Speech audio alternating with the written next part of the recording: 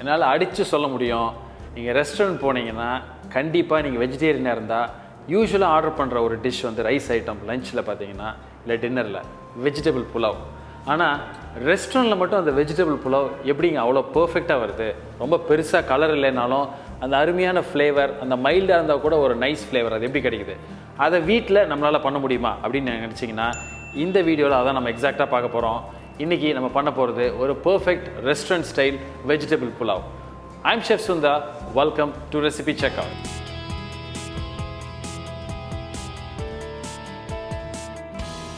So அந்த vegetable புலாவில் பார்த்தீங்கன்னா நம்ம பெருசாக ஏதோ மசாலா பவுடர்ஸ்லாம் நம்ம ஆட் பண்ண மாட்டோம். ஏன்னா அது கலர் வந்து லைட்டாக ஒயிட் கலரில் தான் இருக்கணும்.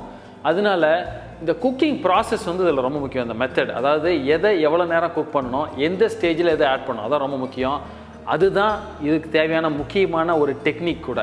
ஸோ அந்த ரெஸ்டாரண்ட் டெக்னிக்கை எப்படி பண்ணுறதுன்னு பார்ப்போம். அதனால இதுக்கு தேவையான என்ன இன்க்ரீடியன்ஸ் அப்படின்னு ஃபஸ்ட்டு பார்த்துட்டு நம்ம டைரெக்டாக குக்கிங்குள்ளே போயிடலாம். ஒரு பேன் எடுத்துகிட்டு அதில் ஒரு 3 டேபிள் ஸ்பூன் அளவுக்கு குக்கிங் ஆயில் நான் சேர்த்துக்கிறேன். பண்ணிவிட்டு ஹீட் பண்ணுங்கள். இப்போ இந்த ஆயில் லைட்டாக ஹீட் ஆகி வந்தோடனே இந்த ஹோல் கரம் மசாலா இதை ஆட் பண்ணுவோம். ஸோ இதில் என்ன ஆட் பண்ணியிருக்கேன் அப்படின்னா bayleaf இருக்குது, அதே மாதிரி வந்து ஏலக்காய், அதே மாதிரி பட்டை, சின்னமன், அதே மாதிரி க்ளோவ்ஸ், கிராம்பு, இது 4 தான் சேர்த்துருக்கேன். சேர்த்துட்டு இதை நல்லா சாட்டே பண்ணுங்கள். ஏன்னா இப்போ வந்து இந்த பர்டிகுலர் ஹோல் கரம் மசாலா நல்ல சாட்டே இந்த ஃப்ளேவர் வர வரைக்கும் நீங்கள் சாட்டே பண்ணணும். அது ரொம்ப முக்கியம். ஏன்னா இதில் கலர் பவுடர் போட்டால் கலர் மாறிடும். அதனால் இதிலிருந்தே நம்ம அந்த ஃப்ளேவர் எடுத்துகிட்டு வரோம். இப்போது இந்த ஸ்டேஜில் நல்ல இந்த ஹோல் கரம் மசாலா சாட்டே ஆனோடனே நம்ம ஸ்லைஸ் பண்ணி வச்சுருக்கிற ஆனியன் அதில் ஆட் பண்ணுங்கள். கொஞ்சோண்டு சால்ட் இப்போ இந்த ஆனியனோட சேர்த்துருவோம். அதனால் அந்த ஆனியனில் இருக்கிற தண்ணி சீக்கிரம் வெளியே வந்து நல்ல ஈஸியாக நமக்கு வதங்கிடும். இந்த சாட்டே பண்ணுறது ஈஸி. இப்போ இந்த ஆனியன் வந்து நல்லா வதங்க ஆரம்பிச்சிருச்சு. ஏன்னா ஒரு பர்ஃபெக்ட் புலாவ்ன்றது நம்ம முன்னாடியே சொன்ன மாதிரி நம்ம எதை எவ்வளோ நேரம் குக் பண்ணுறோம் அதான் ரொம்ப முக்கியம். ஸோ இப்போ வந்து நம்ம இந்த சால்ட் ஆட் பண்ணதுனால இந்த ஆனியன் பார்த்திங்கன்னா தண்ணி விட்டு கொஞ்சம் நல்ல ஃப்ரை ஆகணும். இது வந்து இப்போது ஒரு ப்ரௌன் கலராக வர வரைக்கும் இதை நீங்கள் இனிமேல் சாட்டே பண்ணணும். ஸோ இப்போ பார்த்தீங்கன்னா இந்த ஆனியன் வந்து நல்ல ப்ரௌனிஷ் கோல்டன் ப்ரௌன் லைட்டாக கோல்டன் வந்தோடனே அந்த ஃப்ளேவர் பார்த்தீங்கன்னா அந்த ஆனியன்லேருந்தே வர ஃப்ளேவர், அந்த ஆனியன் ப்ரௌன் ஆகிற ஃப்ளேவரே வந்து ஒரு இந்த புலாவுக்கு வந்து ரொம்ப முக்கியம். ஸோ இப்போ இந்த ஸ்டேஜில் நம்ம க்ரீன் சில்லி ஆட் பண்ணுங்கள். ஸோ இப்போ சாட்டே பண்ணிவிட்டு இப்போது நம்ம எடுத்து வச்சுருக்கிற ஒரு டீஸ்பூன் வர அளவுக்கு ஜிஞ்சர் கார்லிக் பேஸ்ட், இஞ்சி பூண்டு விழுது ஆட் பண்ணி சாட்டே பண்ணுங்கள். அதாவது இந்த இஞ்சி பூண்டு விழுது நீங்கள் வந்து அந்த பச்சை வாசம், அதாவது அந்த ரா ஃப்ளேவர் போகிற வரைக்கும் குக் பண்ணிடணும். அந்த குக்கிங் வந்து இஞ்சி பூண்டு விழுது ரொம்ப முக்கியம். பட் அதே நேரம் கலர் மாறிடாமல் கொஞ்சம் கேர்ஃபுல்லாக பண்ணுங்கள். ஸோ இப்போ இந்த இஞ்சி பூண்டு விழுது, அதாவது ஜிஞ்சர் கார்லிக் பேஸ்ட் நம்ம குக் ஆனோடனே நம்ம கட் பண்ணி வச்சுருக்கிற வெஜிடபிள்ஸை ஒவ்வொன்றா நம்ம ஆட் பண்ணுவோம். கேரட்டு, மாதிரி காலிஃப்ளவர், பீன்ஸு, அதுமாரி இப்போ கட் பண்ணி வச்சுருக்கிற டைஸ்டு பொட்டேட்டோ தண்ணியில் வச்சுருக்கேன் கலர் மாறாமல் இருக்கிறதுக்கு. அப்புறம் பச்சை பட்டாணி. ஸோ இப்போ பார்த்தீங்கன்னா இது இந்த ஸ்டேஜ் ரொம்ப முக்கியம். ஏன்னா இது எந்த வெஜிடபிளையும் நம்ம குக் பண்ணி ஆட் பண்ணலை, பச்சையாக தான் ஆட் பண்ணியிருக்கோம். அதனால் இந்த கலர் மாறாமல் உங்கள் வெஜிடபிள் புலாவில் இது வரணும் அப்படின்னா இதை ஒரு பிளான்ச்சிங் ப்ராசஸில் குக் பண்ணணும். அப்படின்னா பிளான்ச்சிங்னா உங்களுக்கு தெரியும், ஏற்கனவே நிறைய டிஷ்ஷில் நம்ம பண்ணியிருக்கோம். அதாவது ஒரு ஃப்ளாஷ் குக்கிங், டக்குன்னு ஹை ஹீட்டில் குக் பண்ணுறது. அதனால் இந்த ஸ்டேஜில் ஃப்ளேமை ஃபுல்லாக வச்சு இதை சாட்டே பண்ணுங்கள் இந்த வெஜிடபிள்ஸை. இது குக் ஆயிடுச்சு, ஆல்மோஸ்ட் ஒரு ஹாஃப் குக் வந்துருச்சு.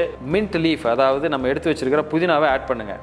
ஏன்னா நிறைய பேர் வந்து புதினா வந்து இந்த மாதிரி ரைஸ்க்கு வந்து எண்டில் ஆட் பண்ணுவாங்க. அது என்ன ஒரு ப்ராப்ளம் அப்படின்னா அந்த தம் போடுறப்ப ஆட் பண்ணுறப்ப அது கலர் வந்து கருத்து மாறிடும். ஸோ இப்போ இந்த ஸ்டேஜில் பண்ணிங்கன்னா அந்த ஃப்ளேவர் உள்ளே நல்லா இறங்கும்.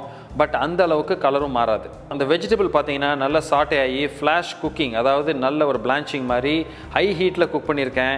இப்போ பாதி கிட்டத்தட்ட குக் ஆயிடுச்சு. இப்போ நான் என்ன பண்ணுறேன், இந்த ஃப்ளேமை கம்மி பண்ணிவிட்டு இந்த ஸ்டேஜில் நம்ம தண்ணி ஆட் பண்ணுறோம்.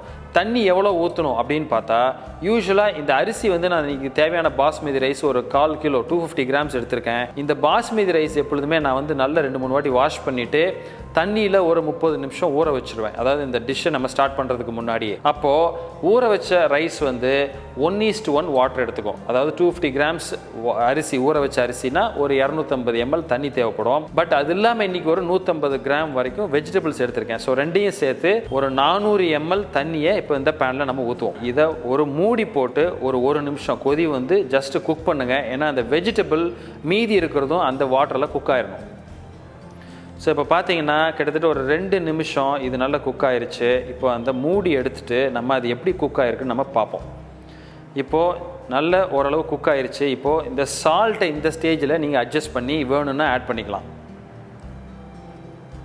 ஸோ இப்போது நல்லா கொதிச்சு இந்த வெஜிடபிள்லாம் குக் ஆகி நல்ல ஒரு ஃப்ளேவர் அரோமா அந்த நேச்சுரலாகவே பாருங்கள் எவ்வளோ அழகாக வருது. ஸோ இப்போது இந்த ஸ்டேஜில் என்ன பண்ணுறேன், பால் ஆட் பண்ணுறேன்.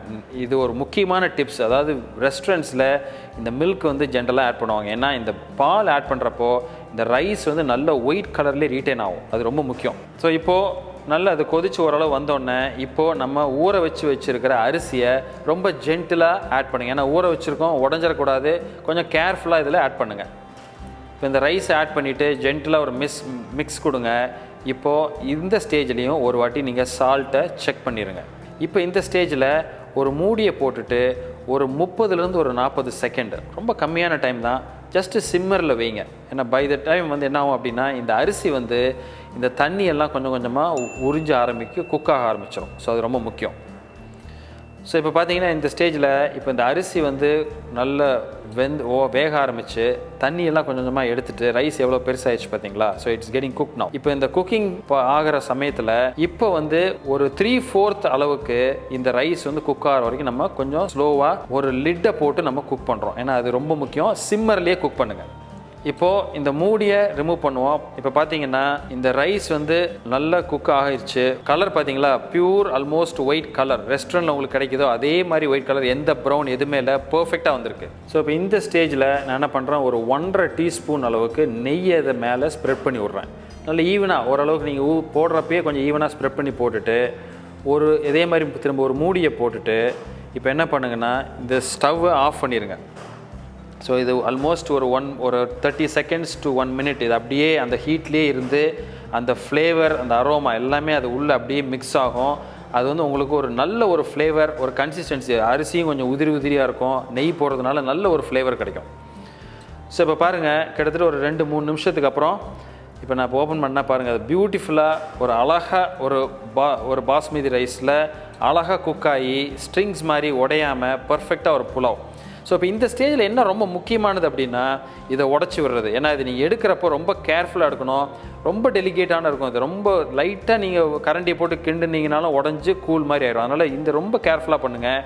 இது உடச்சி விடுறது எப்பொழுதுமே எட்ஜிலேருந்து ஓரத்துலேருந்து உள் பக்கமாக கொஞ்சம் கொஞ்சமாக பிரேக் பண்ணி லைட்டாக மிக்ஸ் பண்ணுங்கள். ஸோ இப்போ இந்த போட்ட நெய் ஓரளவுக்கு கீழே இறங்கியிருக்கும், மற்ற ஃப்ளேவர் எல்லாம் மிக்ஸ் ஆயிடுச்சு. ஸோ பார்த்தீங்கன்னா ஒரு பர்ஃபெக்டான ரெஸ்டாரண்ட் ஸ்டைல் வெஜிடபிள் புலாவ். வெஜிடபிளோட கலர், ரைஸோட கலர், ஃப்ளேவர், டேஸ்ட்டு எல்லாம் பர்ஃபெக்டாக இருக்குது. எந்த ஒரு ஸ்ட்ராங்கான மசாலா எதுவுமே இல்லாமல் அதே நேரம் பர்ஃபெக்டாக ஒரு வெஜிடபிள் புலாவ் எப்படி பண்ணுறதுன்னு பார்த்தீங்களா. உங்கள் ரெஸ்டாரண்ட்டில் வர மாதிரியே அதே கலர், அதே ஃப்ளேவர், அதே மாதிரி டேஸ்ட்டு. ஏன்னா இதில் வந்து குக்கிங் ப்ராசஸ் தான் முக்கியம்.